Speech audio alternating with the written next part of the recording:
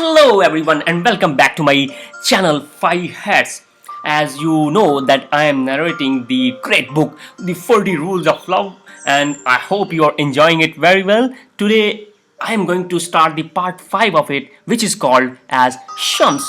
So let's begin, guys. Enjoy the journey, enjoy listening this beautiful book. Now, and in outside Samarkand, March 1242.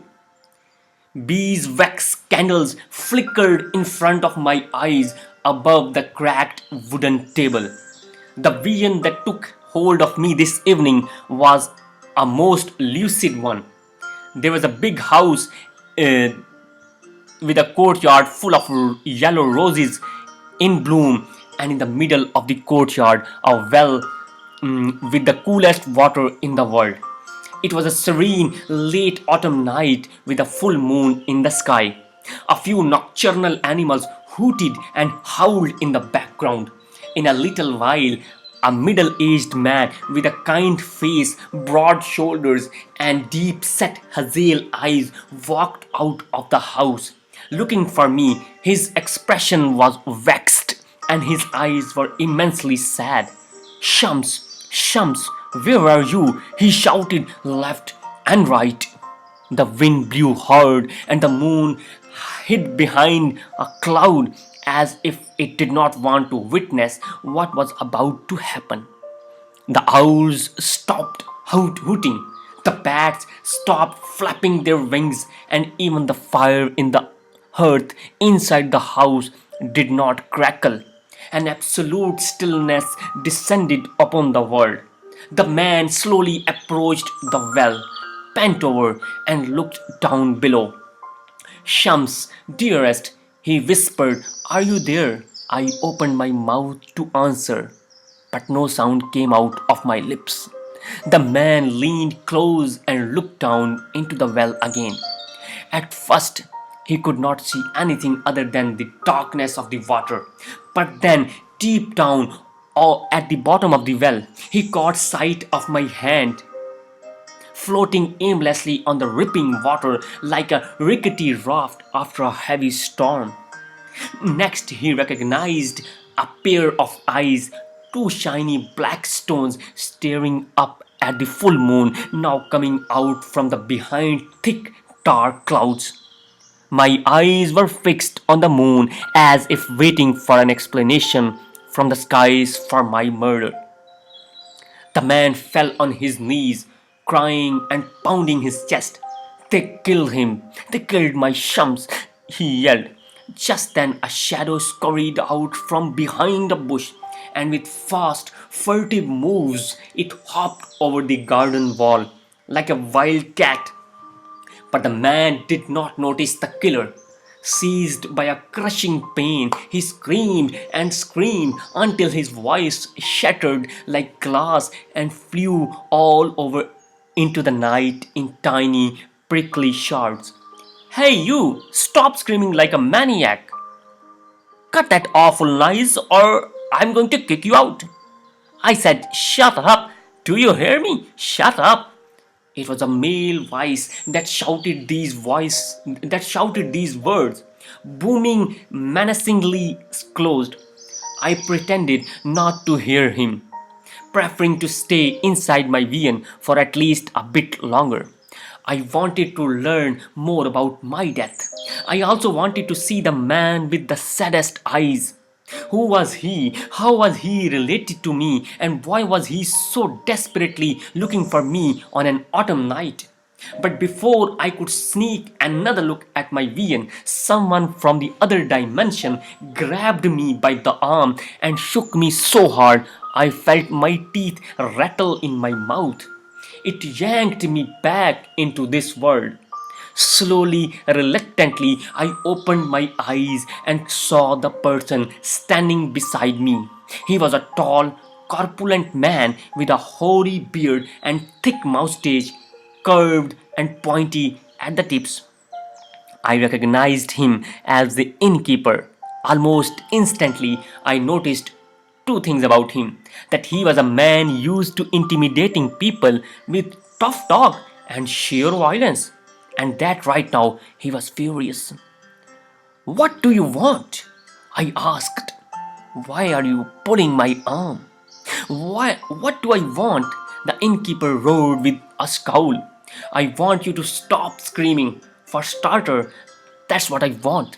You are scaring away my customers." "Really? Have I been screaming?"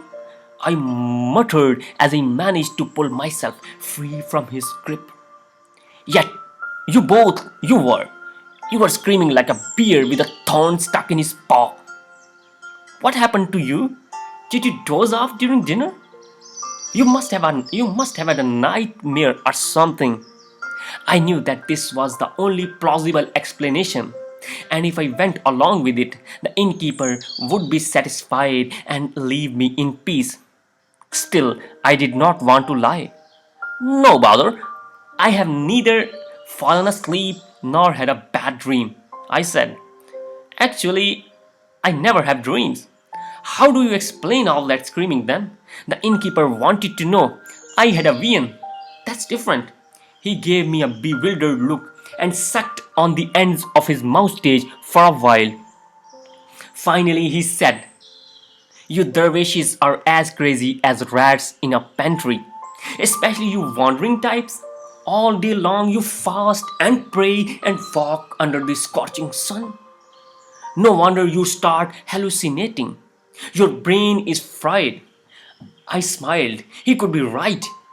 They say there is a thin line between losing yourself in God and losing your mind. Two serving boys appeared just then, carrying between them a huge tray stacked with plates, freshly grilled goat, dried salted fish, spiced mutton, wheat cakes, chickpeas with meatballs, and lentil soup with sheep's tail fat. They went around the hall distributing them, filling the air with the scents of onion, garlic, and spices. When they stopped by my end of the table, I got myself a bowl of steaming soup and some tart bread. "Do you have money to pay for those?" the innkeeper asked with a flicker of condescension. "No, I don't," I said, "but allow me to offer an exchange. In return for the food and the room, I could interpret your dreams." To this he responded with a sneer, his arms akimbo. "You just told me you never had dreams." "That's right. I am a dream interpreter who doesn't have dreams of his own. I should toss you out of here. Like I said, you dervishes are nuts." The innkeeper said, spitting out the words, "Here is some advice for you. I don't know how old you are, but I'm sure you have prayed enough for both worlds. Find a nice woman and settle down. Have children. That will help to keep your feet on the ground. What is the point of roaming the world when it's the same misery everywhere? Trust me, there is nothing new out there. I have customers from the farthest corners of the world. After a few drinks, I hear the same stories from them all. Men are the same everywhere. Same food, same water, same old crap. I'm not looking for something different. I'm looking for God." I said, My quest is a quest for God." "Then you're looking for him in the wrong place," he retorted. His voice suddenly thickened. "God has left this place. We don't know when he will be back." My heart flailed away at my chest wall upon hearing this. "When one speaks ill of God, he speaks ill of himself," I said. An odd slanted smile etched along the innkeeper's mouth. In his face, I saw bitterness and indignation and something else that resembled childish hurt. "Doesn't God say I am closer to you than your jugular vein?" I asked. "God is not some place far up in the sky. He is inside each and every one of us. That is why He never abandons us. How can He abandon Himself?" "But He does abandon," the innkeeper remarked, his eyes cold and defiant. "If God is here but does not move a finger when we suffer the worst ends, what does that tell us about Him?" "It is the first rule, brother," I said. How we see God is a direct reflection of how we see ourselves. If God brings to mind mostly fear and blame, it means that there is too much fear and blame welled inside us. If we see God as full of love and compassion, so are we. The innkeeper immediately objected, but I could see that my words had surprised him.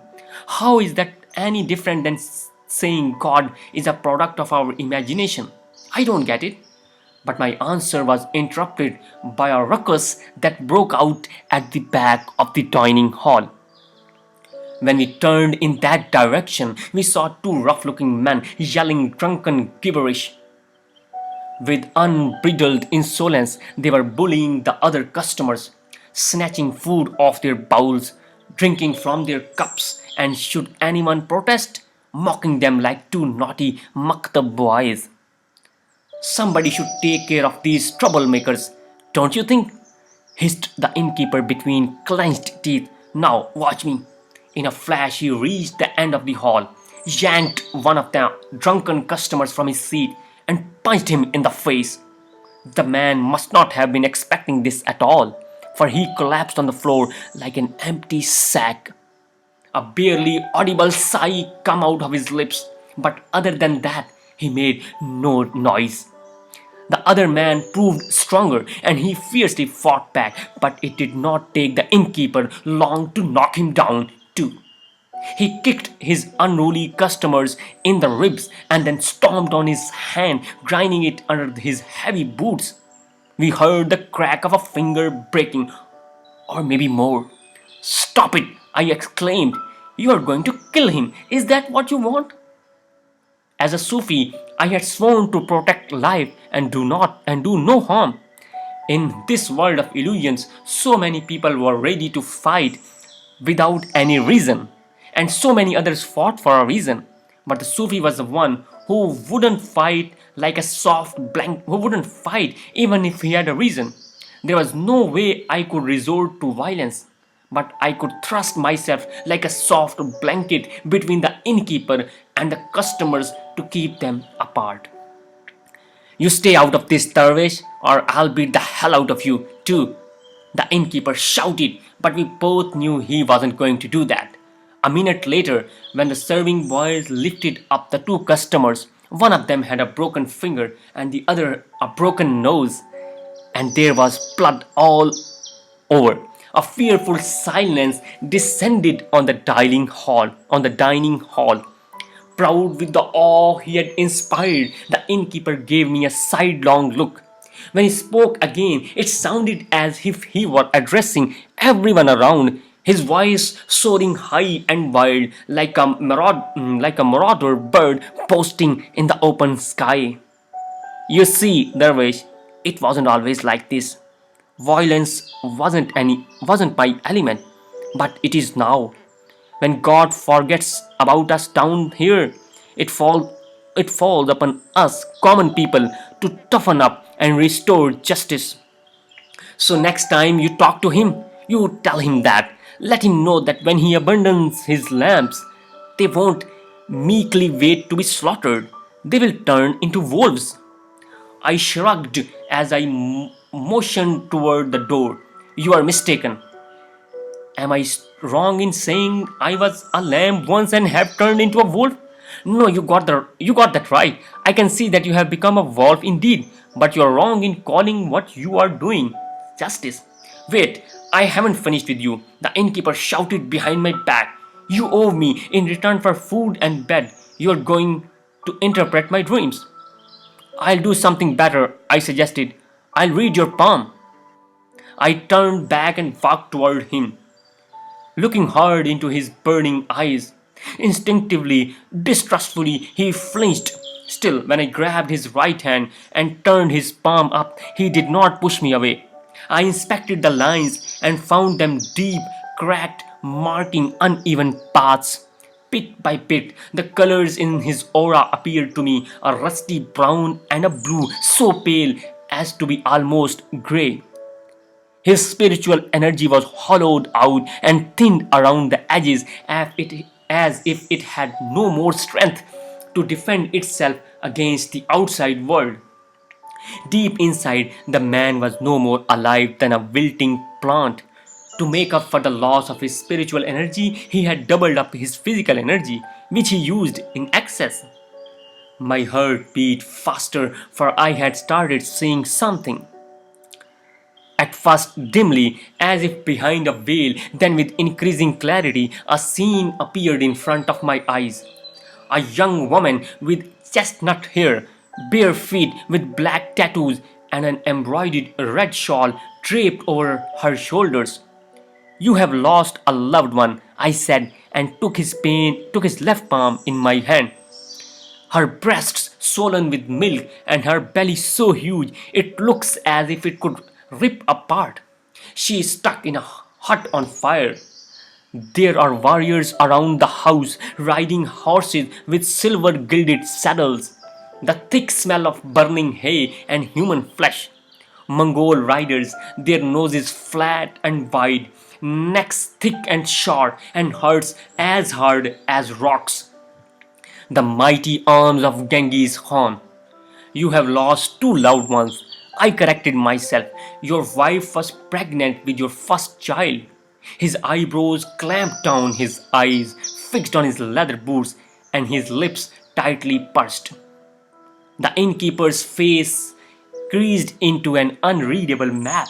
Suddenly he looked old beyond his years. "I realize that it's not consolation to you, but I think there is something you should know," I said. "It wasn't the fire or the smoke that killed her. It was a wooden plank in the ceiling that collapsed on her head. She died instantly without any pain. You always assumed she had suffered terribly, but in reality, she did not suffer at all." The innkeeper furrowed his brow, bowed under a pressure only he could understand. His voice turned raspy as he asked, "How do you know all that?" I ignored the question. "You have been blaming yourself for not giving her a proper funeral. You still see her in your dreams, crawling out of the pit she was buried in. But your mind is playing games with you. In truth, your wife and son are both fine, traveling in infinity, as free as a speck of light." I then added, measuring each word, "You can become a lamp again because you still have it in you." Upon hearing this, the innkeeper pulled his hand away as if he had just touched a sizzling pan. "I don't like you, Dervish," he said. "I'll let you stay here tonight, but make sure you're gone early in the morning. I don't want to see your face around here again." It was always like this. When you spoke the truth, they hated you. The more you talked about love, the more they hated you. Thank you so much for listening, guys. Now I will be back with the next part, which is called Allah, and goodbye for now.